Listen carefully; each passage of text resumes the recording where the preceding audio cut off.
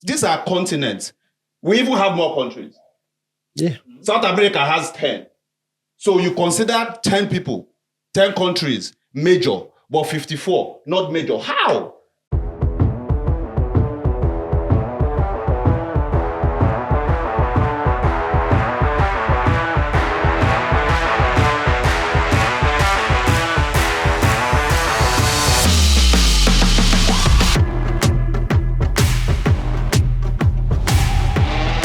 It's the Only Football Podcast. Welcome, episode 3. We are back and brought to you by Paul Sports, a podcast presented by 4 morbidly obese gentlemen and Izu. Izu, welcome to the show. I think everybody can see. Thank you. Speak your mind. Thank you. Speak your mind. Thank you, We will not fire you if you. Well, Izuchukwu is here. Yeah, thank you. Thank you for having me back. It's good to be back. Yeah, right next to Izu is Faruq. Welcome back. Welcome back to the show. Joba is here and Ayoola Kelechi is here. So my name is Tunde Young and we have a lot to talk about today. Not least, so it's been a very, very, very eventful week in the world of football. And of course, last week we talked about Ademola Lookman and all of that. There's an update on that. We'll get to it. But the biggest story of this week is the African Cup of Nations, a major tournament. In the words of Jamie Carragher, he didn't actually even say it's not. He just implied that it wasn't. But yeah, we'll be talking about Carragher's big, groundbreaking, because the entire continent seems to be responding to this one man from Liverpool who we already know is not the brightest. But yeah, Mourinho, Galatasaray, and a little bit of racism somewhere in there is Victor Osimhen. We'll talk about that as well. UEFA Champions League draws happen. If you support United or Chelsea, please just rest while we talk about that. And Osimhen to Manchester United will be coming up as well. Bringing back the injury time segments in which Joba and Faruq did not paint themselves in good light.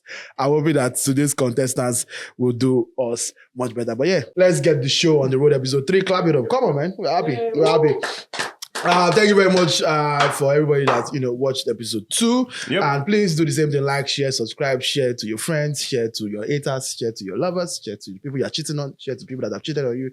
Just share, and drop comments. Let us know exactly what you think. If you see a cut on social media, let us know what you think as well. Very much appreciate it. And let the algorithm know that nice you enjoy comments, please. what Please. It doesn't have to be nice. Nice It doesn't have to be. Don't ask people if they've junked toilet water. Nice correct. Needless to say who that comment was directed at.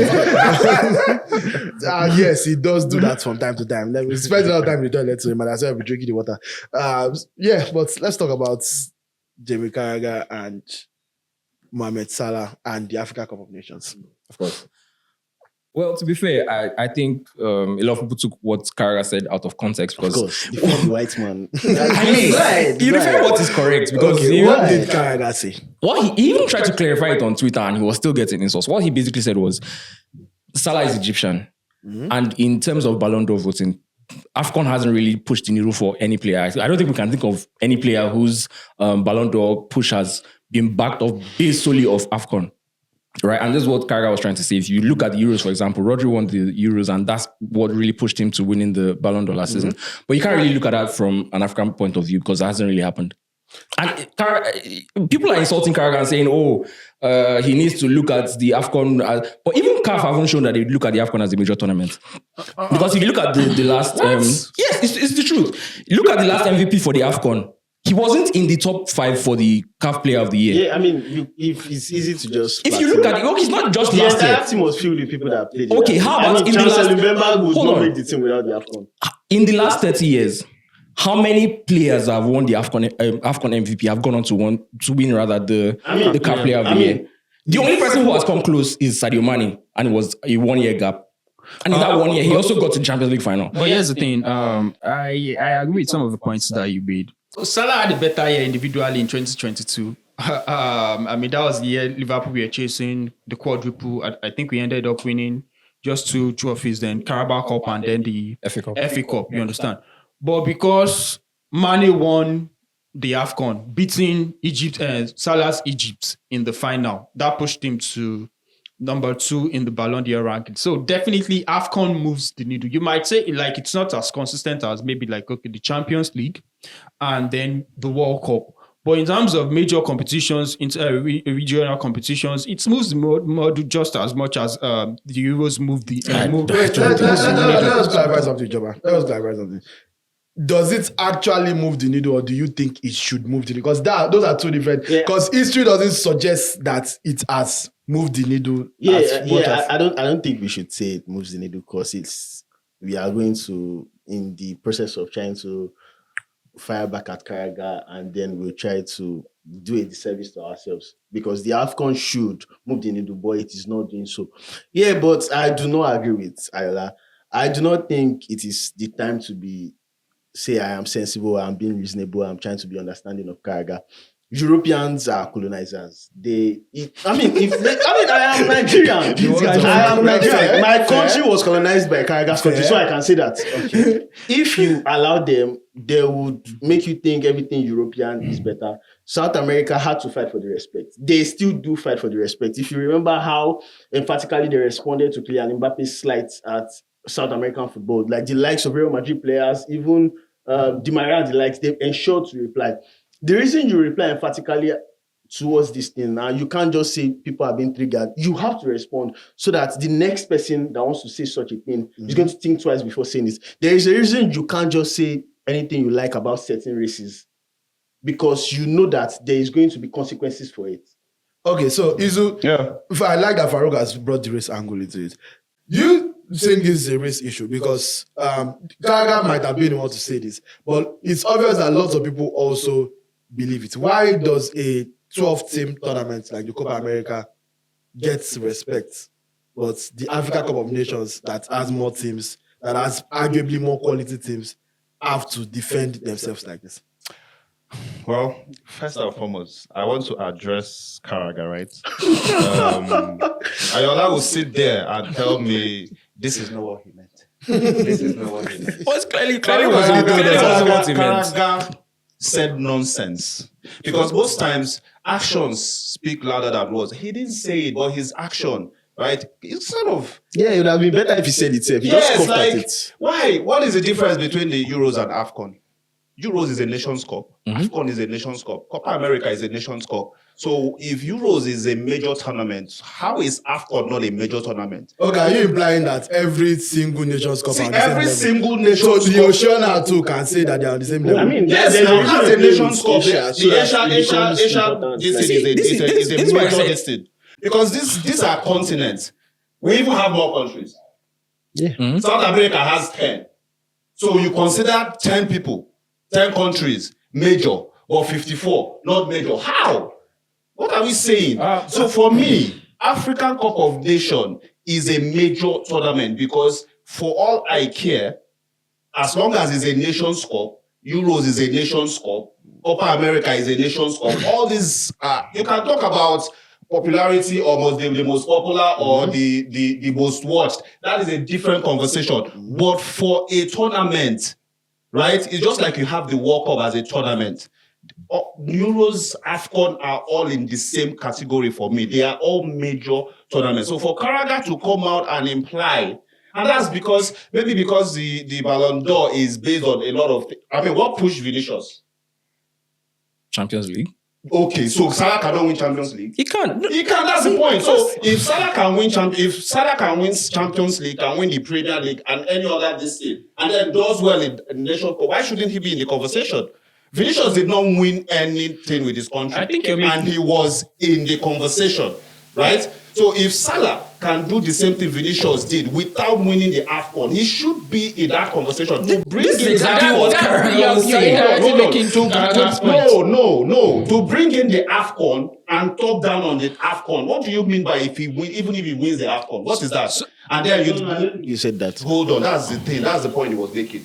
Which Micah Richards and Daniel Sturridge had to let him know that it is a major tournament. The point here is the major tournament. Okay, on that point, let us digress a bit within the same conversation and have a broader conversation here. I agree with pretty much everything you said except for one part.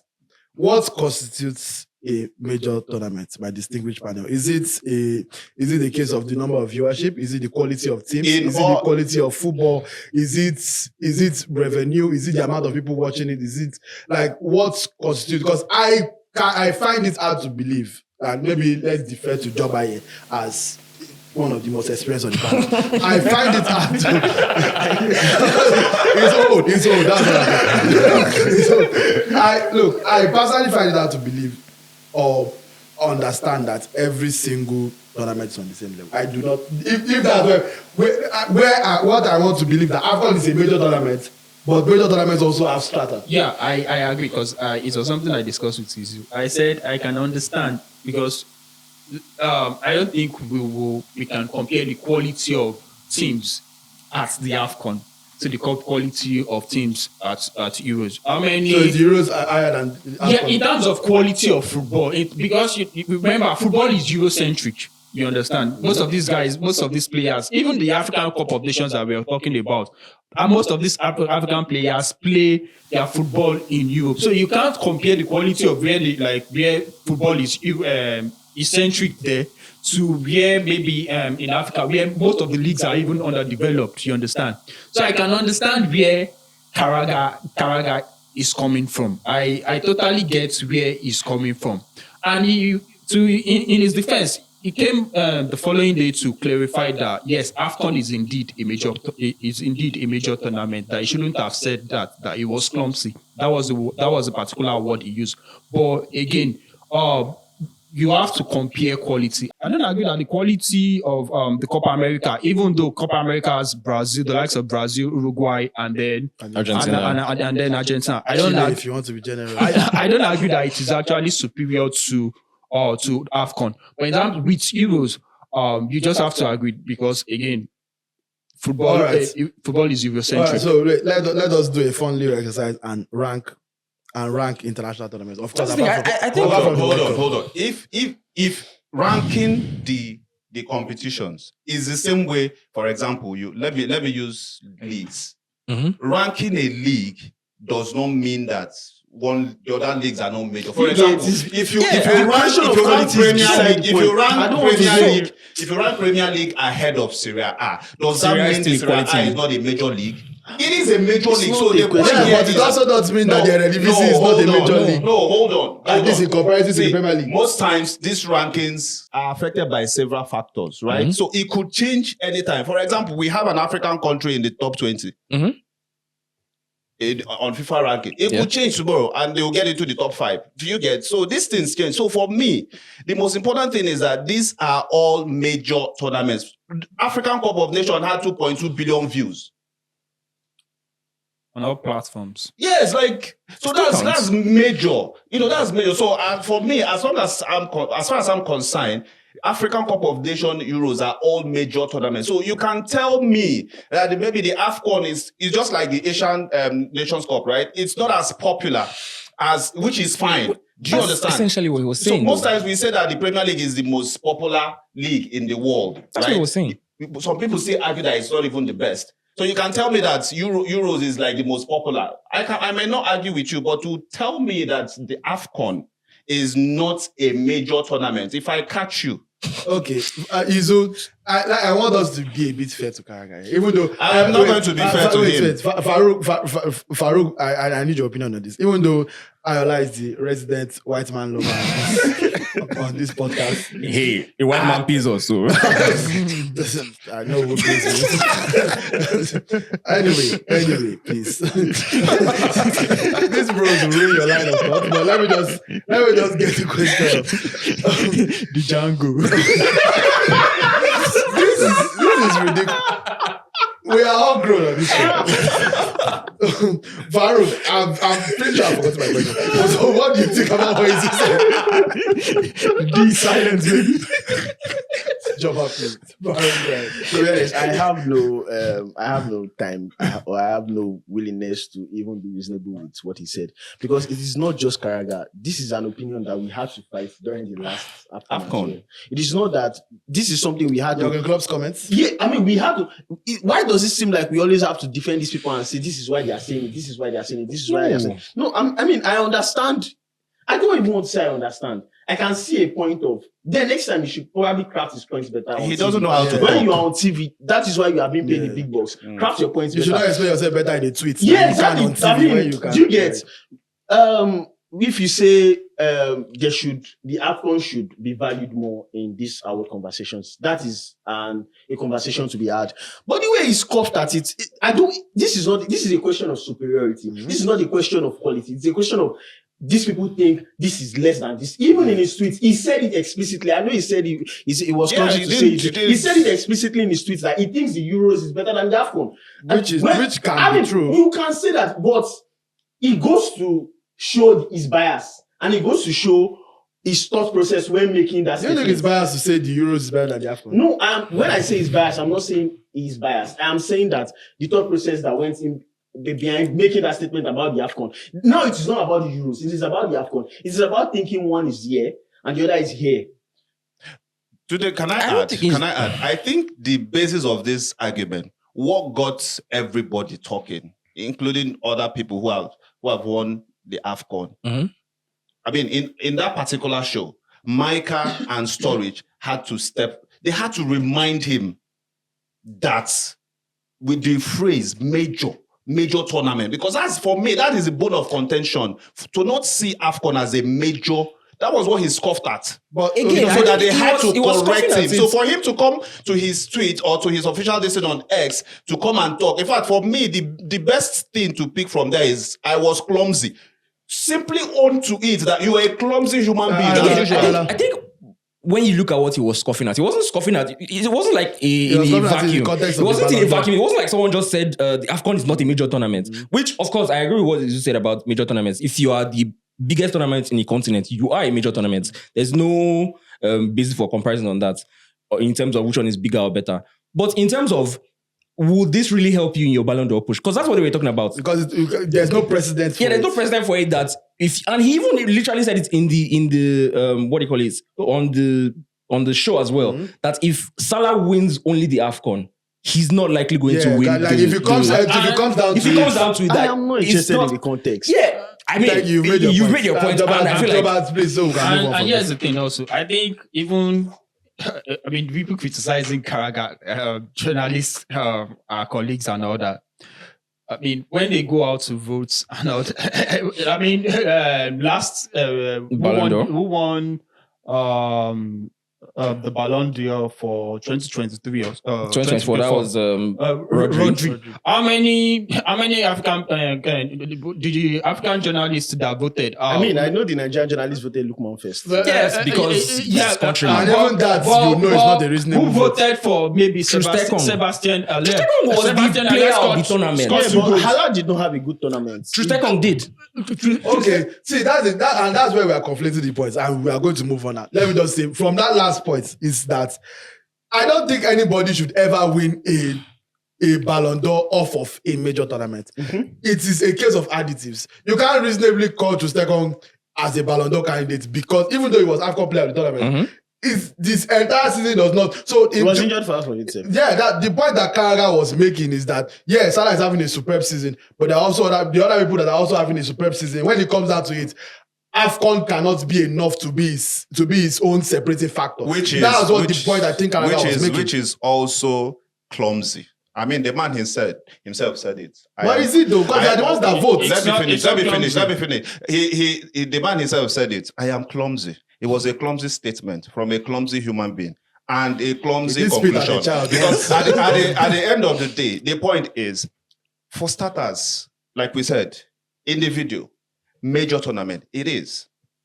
Salah does not even need the AFCON to be in the conversation. That's also what he said. Hold on. Now, let me finish. Because, like I said before, the major tournament is what caused this debate, right? So, Salah does not need the AFCON to push him. The same way Copa America did not push Vinicius Jr. But he didn't win. What I'm saying is to push Martinez him. Every season. To push him. Because we are talking about robbery. Vinicius Jr. is the FIFA best. What did he win? Champions League, La Liga. For me, to end it, in summary for me now, it's a major tournament and Carragher, clumsy as he is, came out to say that he's a clumsy person, which is fine. All right, moving swiftly on to Jose Mourinho and Galatasaray. Ayoola, what's the backstory on that one? Yeah, so during the hair transplant derby,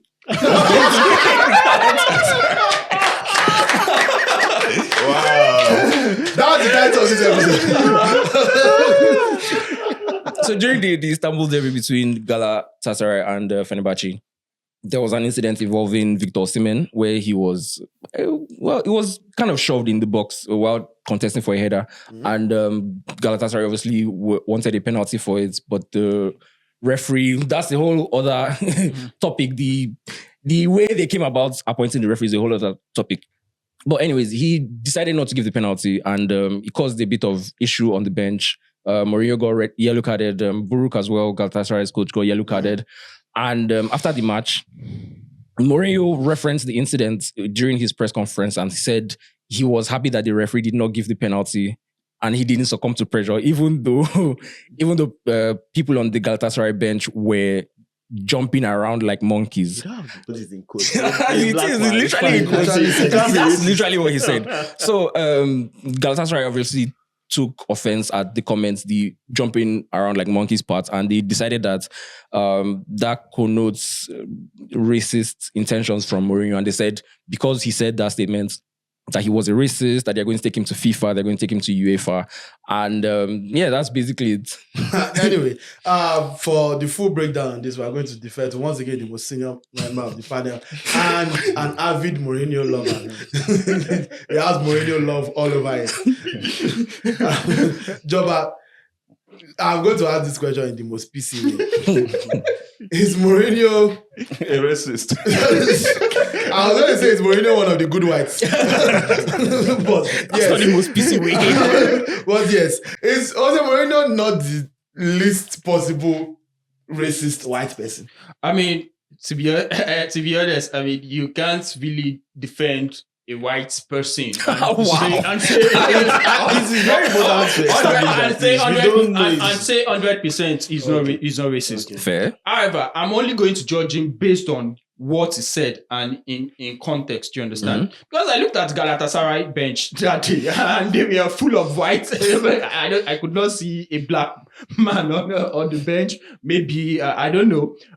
So I think he was referencing the way they acted, the way they. I mean, it couldn't have been racist if he said something like they were jumping like antelope or maybe hyenas or something like that. More pertinently, Faruq, would it have been racist if there was a black player on the bench or multiple black players on the bench? No, I don't think it would have been racist, but I think people would have taken it as racist if it was not Mourinho that said it. We have a relationship with Mourinho in Africa here that we just cannot see. So do you think if that was Guardiola that said that? Yeah, imagine if it was Guardiola. I'm sure people would interpret it like separately. And please don't give me because he buys plenty black players, he can't be racist. The racist white men in the NBA, they are buying black players to entertain themselves. No, I mean, if it was Django, the white men, they were buying black men to entertain themselves. So because of black king, please. No, I'm just saying. I mean, it is important. It is important to make that distinction that because somebody thinks black people can help him win and he acquires those black people, it doesn't mean he's racist. That in itself might even be racist. Like, I mean, I've heard him say, this is just Tunde on FIFA career mode. That's different. I have heard Jose Mourinho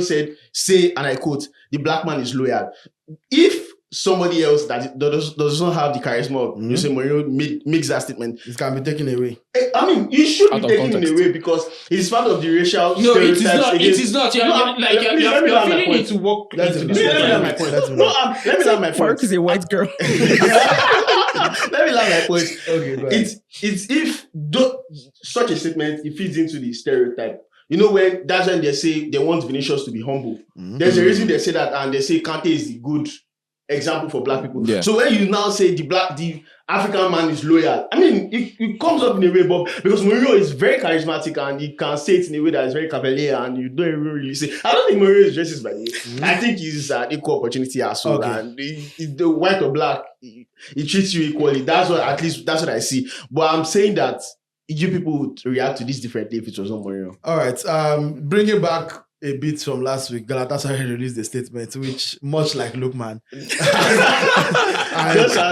believe it is a B1 statement, and it reads: "Since the commencement of of his managerial duties in Turkey, Fenerbahce manager Jose Mourinho has persistently issued derogatory statements towards the Turkish people. Why is the club even complaining about this? I mean, it is important to add the context that they've been trading words with each Yeah. other. So this is just another opportunity to send something to Fenerbahce. All right, I'm going to say emphatically as possible. Maybe personally, I categorize Mourinho as one of the good whites.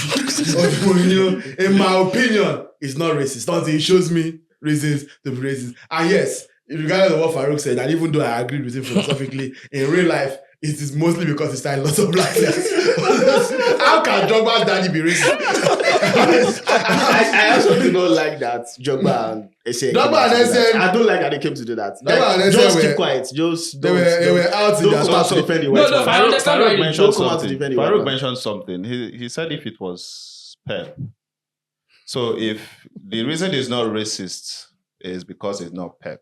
Because Oh, no, Mourinho no, has no, lots no. of Mourinho has lots of good Yeah, wins. so is that the what? reason? No, Is that the reason? I said it is not It will be racist. taken I said- differently. That's what I'm saying. That if it was Pep, It would have been we taken would have differently. been discussing something else. But because it's Mourinho now and he has signed a He's lot of charismatic. very charismatic racism. Okay, please. Fantastic. Fantastic. I love that. This is the episode of quotes. Charismatic racism. What the next one? We'll sort it out. But while we were away, just as we finished the last episode, the Champions League draws were done last week, Friday. And, it's taking a week, but we'll bring you to you when we can bring it to you. And so, Izu, Yeah. first of all, standout ties for you in this Champions League round. And I'm going to start listening at the fixtures and instant predictions. So All right. we'll know who has eggs on their faces. Interesting. And whatever else. So go, your standout fixtures from the draws.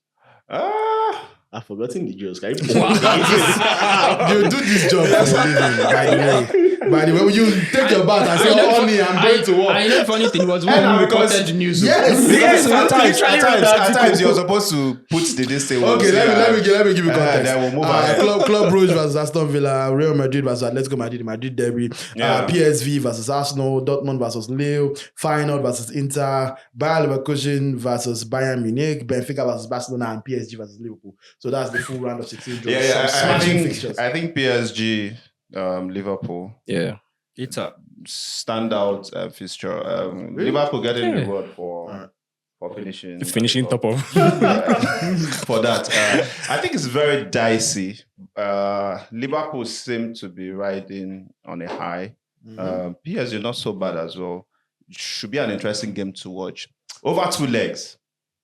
I think PSG will slot Liverpool out. Yeah, speaking of riding, Joba, Jesus. do you think that Liverpool can knock out PSG? easily. Okay, Home and away. fantastic. He's a Liverpool fan. No need to analyze. Benfica versus Barcelona. Barcelona. Come on now. We're going to keep this. No, I'm not even asking that. The German derby, Bayern versus Leverkusen. That's a bit Bayern. That's tricky. You don't think Leverkusen can shock them?